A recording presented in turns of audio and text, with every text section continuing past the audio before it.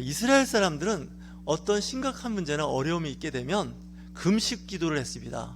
식음을 전폐한다 그러죠. 식사 물을 마시지 않고 기도를 하는데 하나님께 기도를 하는 겁니다.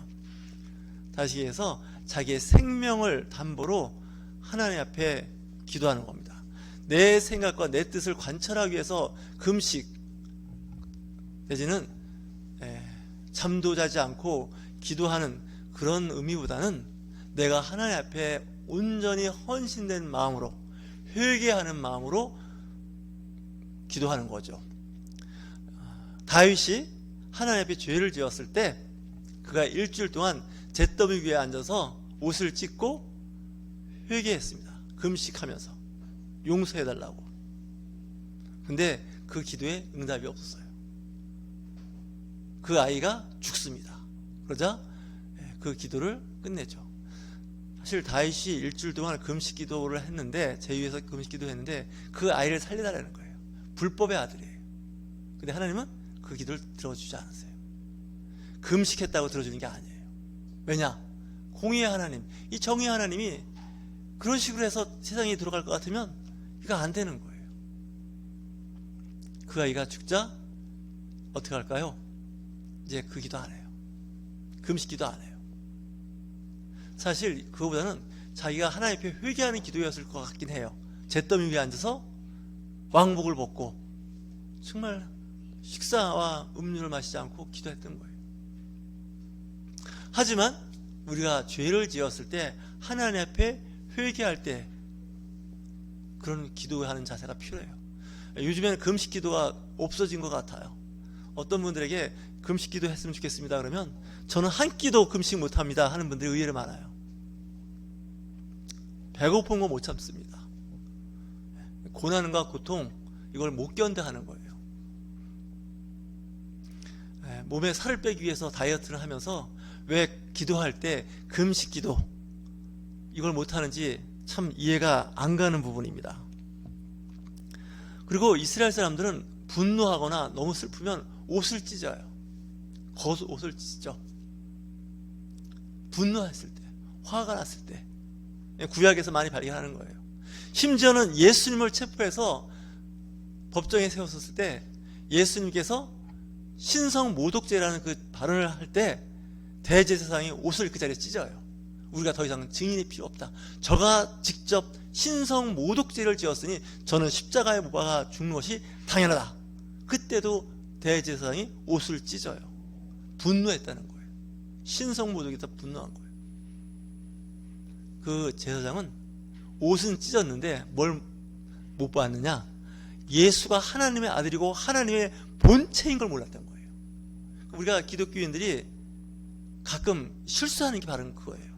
금식하고 물 안 마시고 회개한다고 회개하고 분노하고 슬퍼했는데 하나님이 원하는 게 아닌 거예요. 하나님 앞에서 하나님 앞에 대적하면서 옷을 찢고 슬퍼하면서 금식하는 거예요. 이게 심각한 문제예요. 오늘 유엘 선지자가 뭐라고 이야기하고 있나요? 이제라도 금식하고 울며 애통하고 마음을 다하여 내게로 돌아오라 하셨나니. 돌아오라는 거예요. 우리가 교회에 잘 다니고 있고 하나님 앞에 예물을 잘 드리고 있고 뭐가 문제라고 우리 보고 자꾸 돌아오라고 그럽니까? 회개하라고 그럽니까? 뭐 문제가 있습니까? 13절에 너희는 옷을 찢지 말고 마음을 찢고 라고 되어 있습니다. 겉으로 분노했다 옷 찢고 남들한테 보이는 앞에서 막 이렇게 뭔가 해요. 퍼포먼스를 해요. 보이는 앞에서. 근데 그 마음에 가슴에 찢는 게 없는 거예요. 진정한 회개나 돌이킴이 없는 거예요. 겉으로 연예인들처럼 방송에 나와서 연애한 그 프로의 그 연예인들은 어떻습니까? 슬플 때 눈물을 흘리죠. 몰입해가고 눈물을 흘립니다. 분노도 하죠. 역할에 그 맡은 그 각본에 있는 대로 하는 거예요. 근데 그거는 사진 찍기 위해서, 영화 만들기 위해서 하는 거지 실제로는 그렇지 않겠죠. 남들 보이는 앞에서는 정말 거룩한 것처럼, 하나님 앞에 진정성이 있는 것처럼, 선한 것인 것처럼 그런 모양을 갖고 있는데 그 안에 하나님과는 관계없는 일을 생각하고 있다는 거예요. 하나님은 마음을 보시는 분이에요. 중심을 보신다는 거예요. 겉으로 드러난 선행, 겉으로 나와 있는 여러 가지 말과 행위를 보지 않으신다는 거예요. 그 사람의 마음을 보는 거예요. 거기에 어떤 이기적인 자기 어떤 갖고 싶어하는 그 어떤 것을 하기 위해서 하는 것뿐이라는 거예요. 거짓되다는 거예요. 에레미야 선지자가 17장 9절에서 한 말씀이 뭔지 아시나요? 만물보다 거짓되고 심히 부패한 것은 마음이니라. 마음이라는 거예요. 하나님 마음을 보시지 겉모습을 보지 않으세요. 오죽하면 예수님께서 그 말씀하시고 베드로 사도도 그 얘기하지 않습니까? 하나님은 외모를 보지 않는다는 거예요. 외모를 취하지 않는다는 거예요. 그 사람의 마음을 보고 있다는 거예요. 사무엘 선지자가 뿔에 기름을 담아가지고 베들레헴 이세라는 집에 가요. 아들이 8명이에요. 첫째 아들, 둘째 아들, 셋째 아들 다 그 앞을 지나가게 하는데 성령의 임재가 없어요. 사람들이 생각하면 그 이세의 첫 번째 아들, 두 번째 아들, 세 번째 아들 기골이 장대하고요, 왕으로서 부족함이 없는 사람들이에요. 잘생겼고 힘도 있고 지혜로워요. 그때 사무엘 선지자에게 하나님께서 하실 말씀이 뭔지 아시나요? 사람은 외모를 보지만 나는 외모를 보지 않는다는 거예요. 7명이 다 지나가는데 거기에 성령의 임재하심이 없어요. 아버지 이세에게 물어봐요. 당신의 아들이 7명이 전부요. 예, 막내가 하나 있는데 8째 아들 다윗이 있는데 나이도 어리고 형들 다 모이라고 했기 때문에 형들 대신 양을 돌보라고 내보낸 그 막내가 있는데 그렇습니다. 그랬더니 사무엘 선지자가 뭐라고 그래요? 그 막내 아들 다윗 오라는 거예요. 멀리 있다니까요. 하나님께서 기름 부으시려고 왕을 세우려고 지금 왔는데 7명이 하나님의 성령 임재가 없어요. 우리가 볼 때는 다윗의 형 7명이에요. 얘는 어려요. 그때 사무엘 선지자가 얘기해요. 그 다윗이 내 앞에 올 때까지 내가 당신이 차려준 식사를 안 하겠다는 거예요. 큰일 난 거예요. 선지자가 오셨는데 식사도 안 한다는 거예요. 그래서 급하게 사람을 보내서 다윗을 불러와요. 식사가 문제가 아니라는 거예요. 이 먹는 문제가 아니에요. 내가 여기 온 것은 왕을 세우는 거예요. 다윗을 보니까 그때서야 하나님의 영이 그에게 임하는 것을 사무엘이 보는 거예요. 왜냐? 겉모습을 볼 때는 형들이 훨씬 훌륭해요. 힘도 있고 당장 쓸 수 있는 사람이에요. 근데 다윗은 어려. 시간이 걸려요. 그때 하나님의 영이 임하는 사람이 정말 하나님이 쓰시는 사람이에요.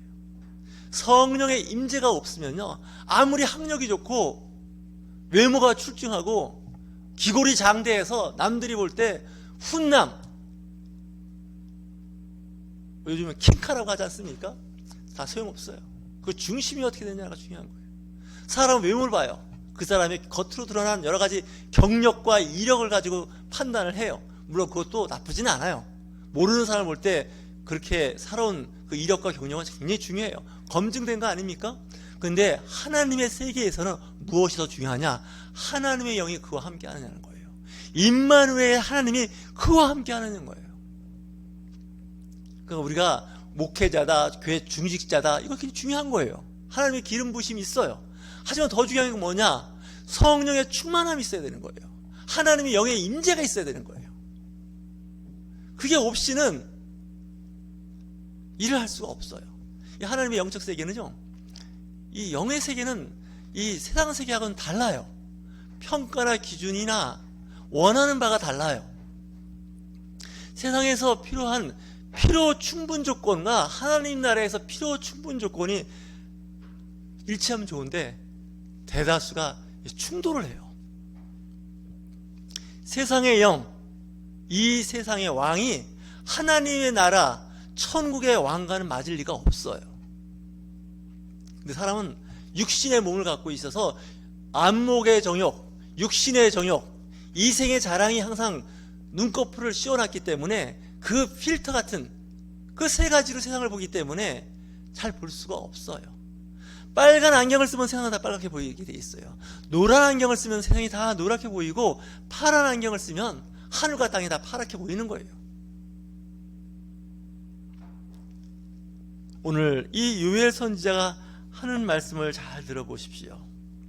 마음을 찢으라는 거예요. 보여주기 위해서 옷을 찢는 게 아니란 말이에요.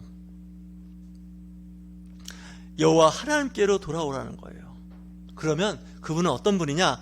은혜로우시고 자비로우시며 노하기를 더디하시며 인애가 크시사 뜻을 돌이켜 재앙을 내리지 아니하시나니. 돌아오기만 하면 그분은 정말 은혜로운 분이에요. 좋으신 하나님이에요. 다 용서하신다는 거예요. 회개하라는 거예요. 입으로 말로 그냥 회개하는 것이 아니라 진정성을 요구하는 거예요. 그 사람의 마음을 본다는 건 그 사람의 진심된, 아주 정말 마음 기저에 있는 충심된 마음을 보고자 하는 거죠. 마음과 뜻을 돌이키실 수 있는 분이 하나님이세요. 벌 주기로 했어요. 이 땅에 재앙을 내리기로 했어요. 그때 어떻게 하느냐? 빨리 회개하고 하나님 앞에 돌아오는 거예요. 돌아오지 않으면 그 대가가 참혹해요. 우리 이런 말 하지 않습니까? 좋은 말로 할 때, 좋은 말로 타이를 때 돌아오라는 거예요. 그렇게 살지 말라는 거예요. 하나님께 돌아오라는 거예요. 세상에서 향락과 그 세상에서 즐기는 여러 가지 연락이 있는데 그거에 빠져들지 말라는 거예요. 거기에 빠져드는 순간 하나님의 진노가 임하는 거예요. 예수님 당시에 종교 지도자였던 대제사장, 제사장 계열, 사두개파 사람들이에요. 성전을 지키는 사람들이었어요. 성전에서 예배를 했던 사람들인데 그 사람들이 돈을 밝히기 시작해요. 물질을 밝히기 시작해요. 성전에서 양과 비둘기를 돈 주고 바꾸고 이익을 많이 남겨요. 어느 정도 이익은 괜찮아요. 왜냐? 양과 세겔이라고 하는 데나리온 돈을 세겔이라는 돈으로 드려야 되니까. 한국 교회에 오면 달러나 유로화를 원화로 바꾸다 보면 또 손해 볼 수 있잖아요. 환전하다 보면 뭐 그건 괜찮아요. 어느 정도는. 근데 이 교회가 폭리를 취하고 있는 거예요. 불법을 하고 있는 거예요. 부끄러운지도 몰라요. 하나님께서 그걸 싫어하신 거죠. 교회 드리는 예물이 얼마나 귀해요. 중요해요. 드려야 돼요. 하지만 그 드려지는 과정이 안 좋은 거예요. 방법이 엉터리예요.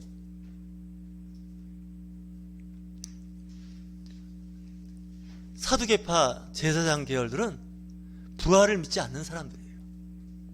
천사를 믿지 않는 사람들이에요. 천국을 믿지 않는 하나님의 사람들이에요. 그러니까 이 땅에서 잘 먹고 잘 사자는 거예요. 이 천국을 잃어버리면 예수님 당시 사두개파예요. 하지만 하나님 나라, 천사와 성령, 죽은 자의 부활을 믿는 사두개파가 아닌 바리새파가 있었어요. 이들은 랍비 계열이에요. 그리고 이들은 공회원에 아주 중요한 위치에 있던 사람들이에요. 근데 그들도 별로 다를 바가 없어요. 형식과 의식, 오직 했으면 예수님께서 저 외식하는 바리새인들을 조심하라는 거예요. 겉으로는 경건하나 그 속은 썩었다는 거예요. 한 예를 들어서 무덤을 예를 들어요. 무덤 겉은 회칠한 깨끗하고 멋있는 그 묘비를 세우고 그 묘는 좋지만 그 속에는 뭐예요? 시체가 썩고 있다는 거예요. 예수님의 그 몸된 교회, 내 몸 안에 겉으로는 화장을 해서 다 숨겼지만 속은 어때요? 병들고 있는 거예요. 여러분 병원에 가면 X선으로 내 몸을 다 속을 들여다보지 않습니까? 겉으로는 아무 문제 없어요. 피부도 구조도 문제가 없어요. 근데 X선을 다 통과시켜 봤더니 당신 폐에 결핵균이 침범해서 결핵으로 인해서 폐가 지금 문제가 있다는 거예요. 또 X선을 찍어봤더니 간에 야구만한 혹이 있다는 거예요. 이거 X선 갖고 안 되겠습니다. 이거 MRI 한번 찍어봅시다. CT도 찍어볼 수 있지 않습니까?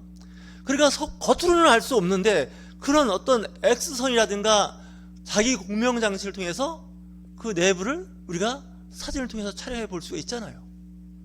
우리 영적 세계도 마찬가지예요. 겉으로는 알 수가 없어요. 하지만 그가 신앙생활을 하는 거, 말하는 거, 생각하는 거, 그런 걸 보면 그 사람의 영적 상태를 알 수가 있지 않습니까? 오늘 유엘 선지자가 정말 피 끓는 마음으로, 애 끓는 마음으로 정말 귀한 얘기를 한 거예요. 겉으로 옷 찢고 의식적으로 뭐 행위를 하지 말고 그 마음이 중요하다는 거예요. 하나님께 드려지는 것도 인색함과 아까움으로 드리면요, 그냥 안 받으세요. 그분이 뭐가 부족해서 그걸 받아요. 그냥 기쁜 마음으로 드는 거예요. 여러분 나중에 부모가 되고 또 부모인 분도 있겠지만 자식이 적은 돈이라도 정성껏 드리면 굉장히 감사한 거예요. 근데 큰 돈을 주는데도 굉장히 아까워해요. 자식이 부모한테 드리는 게. 그럼 부모가 그러죠. 됐다, 그냥 안 줘도 된다, 이렇게 얘기하는 거잖아요. 그러니까 우리가 하나님 앞에 드려지는 것도 마찬가지예요. 헌신과 봉사도 마찬가지예요. 기꺼이 즐거운 마음으로 하면 얼마나 좋아요. 근데 막 짜증나고 싫고 막 이런 걸 하면 하나님이 절대로 받지 않으세요. 됐다, 그냥 안 하는 게 좋겠다, 이거잖아요.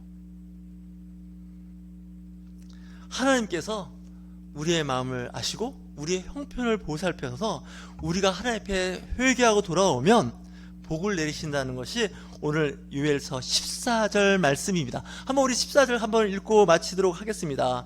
요엘 선지자가 한번 물어보는 겁니다. 2장 14절 말씀 같이 봉독하는데 한 두 번 반복해서 읽겠습니다. 시작. 주께서 혹시 마음과 뜻을 돌이키시고 그 뒤에 복을 내리사 너희 하나님 여호와께 소제와 전제를 드리게 하지 아니하실지. 귀한 말씀이에요. 하나님께서 돌이키신다는 거예요. 벌 주기로 했고 재앙을 내리기로 했는데 그것을 다 취소하시고 어떻게 해요? 복을 내리신다는 거예요. 그래서 하나님 앞에 소제와 전제, 하나님 앞에 재물을, 물질을 드릴 수 있는 그런 환경을 준다는 거예요. 그리고 뭐예요? 복을 주시면 풍년을 주신다는 거예요. 잘 되게 하신다는 거예요. 자녀가 건강하고요, 자녀들이 공부를 잘하고 또한 이웃에게 선한 영향력을 준다는 거예요. 우리 농담만 진담반 하는 말이 있어요. 요즘에 잘 되신다면서, 잘 나가신다면서요, 큰 복을 받으셨네요.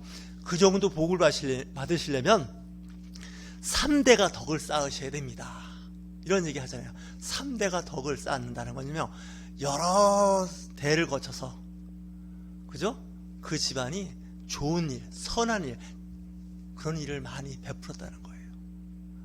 그렇게 되면 어떻게 할까요? 이웃 사람들이 돕기 시작해요. 여러분 복을 받고 싶고 이 땅에서 잘 되고 싶으십니까? 이웃에게 잘하셔야 돼요. 복을 받는 거예요. 복된 삶을 살게 되는 거예요. 왜냐?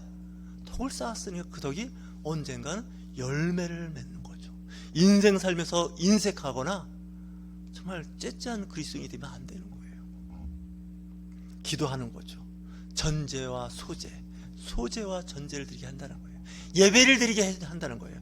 하나님께서 우리에게 주신 복이 뭘까요? 예배할 수 있는 시간과 공간을 주셨다는 거예요. 저 북한이나 저 토호국, 아라비아 국가의 그 대부분의 국가들은요, 우리가 기독교 예배를 드릴 수가 없어요. 목숨을 걸어야 돼요. 아프가니스탄, 이라크, 북한 같은 데는 예배 없어요. 드릴 수가 없어요. 거기서 예배를 드리면 사람들이 눈물을 흘린다는 거예요. 우리는 졸고 스마트폰 만지고 딴 생각하면서 예배하지만 그쪽에서 한번 예배를 드리면 감동의 눈물을 흘린다는 거, 사람들이. 귀하다는 거예요. 이 예배를 마음껏 드린다는 거, 하나님의 찬송과 기도를 마음껏 소리내서 기도한다는 건 은혜예요. 주여 삼창하고 통성을 기도하는 거요, 아무나 할 수 있는 것도 아니고 아무 장소에 할 수 있는 것도 아니에요. 찬송도 마찬가지예요. 말씀을 크게 봉독하는 것도 아무 곳에 할 수 있는 게 아니에요. 이 대한민국은 복받은 나라예요. 하나님의 나라예요. 우리 그리스도인들이 회개하고 진정성 있게 하나님께 돌아오면 하나님께서 내리게 했던 재앙과 벌을 금하시겠다는 거예요. 복을 주셔서 하나님 앞에 예배할 수 있게 하신다는 거예요. 여기서 소제와 전제는요, 예배 드리는 거예요. 하나님 앞에 제사하는 거예요. 하나님 앞에 예배하는 거예요. 그런 환경을 허락한다는 거예요. 내가 결혼했는데 그 결혼하는 그 집에 갔더니 그 집은 유교 집안이에요. 불교 집안이에요. 아니면 무신론자예요. 예배할 수가 없어요. 핍박이 있고 눈치를 봐야 돼요. 예수 믿는 가정, 예수 믿는 사람과 교제한다면 정말 큰 축복입니다. 저와 여러분, 이 시대에 정말 옷을 찢는 것이 아니라 마음을 찢고 주님 앞에 돌아와 하나님의 복을 받아 누리고 사는 저와 여러분이 되시길 주의 이름으로 축원합니다.